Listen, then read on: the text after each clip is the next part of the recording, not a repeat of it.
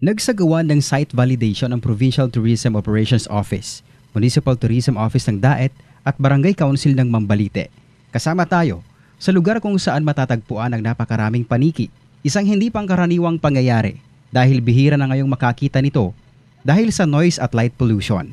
Mula sa barangay site ng Mambalite, mahaba-habang lakarin din ang kinakailangan upang marating ang Bakawan, kung saan namamalagi ang mga paniking ito.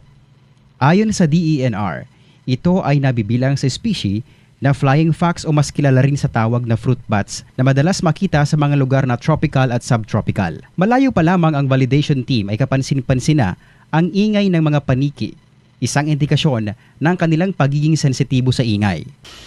So, malapit na tayo sa location kasi naririnig na natin yung huni ng mga paniki. So, nandito lang siya. So, bawal tayong maingay, bawal mag-flash, and siguro bawal din magpalpad ng drone para hindi maistorbo itong mga paniki. Nakita namin ang hindi mabilang na colony na nasa sanga ng mga Bakawan. Ayon kay Miss Angel David, Provincial Tourism Operations Officer ng Camarines Norte, ang site validation na ito ay bahagi pa lamang ng mga unang hakbang sa kung paanong makatutulong ang existence ng mga paniki hindi lang sa ecosystem sa lugar, kundi ay maging sa turismo ng barangay. Sa ngayon, kailangan ay niyang unahin muna ang pagpapanatiling malinis sa mga Bakawan na nagsisilbing tirahan ng mga paniki.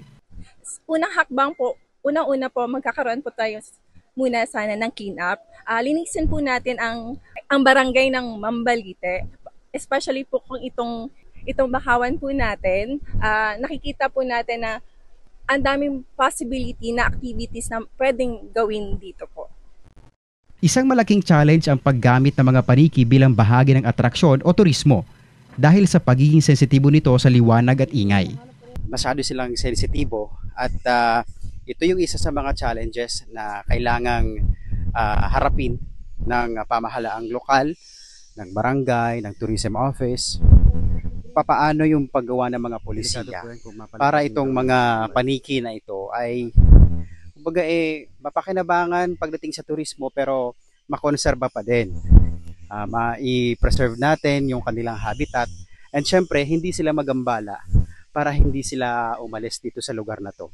Ayon kay Konsehal Marlon Bandelaria, Chairman ng Committee on Tourism ng Daet, magsasagawa sila ng mga pag-aaral sa pakikipagtulungan sa DENR upang makapaglatag ng mga polisiya upang mapagsama ang wildlife conservation at tourism development sa iisang pahina na isinasaalang-alang ang magiging epekto nito sa flying fox colony sa lugar. At bilang committee chairman po sa tourism, naghahanap tayo ng mga magagandang tourism spot muli dito sa bayan ng Daet.